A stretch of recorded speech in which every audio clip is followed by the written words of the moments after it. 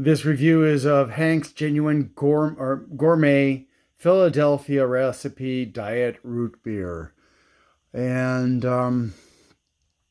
it is kosher. I think that's the only thing. Yeah. No fat, cholesterol, carbs, or protein, 30 milligrams of sodium. And the ingredients.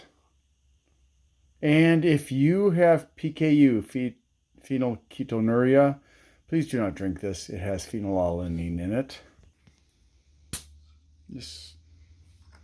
I hadn't had this before. I did the 7 root beer review or comparison the other day, and this is really actually good.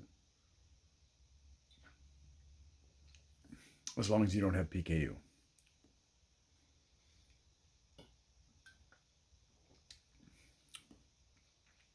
So it's not super sweet, and also it needs more flavoring.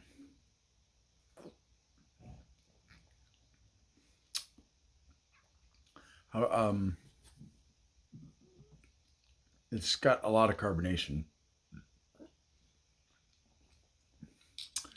I'm going to give this a 7.5.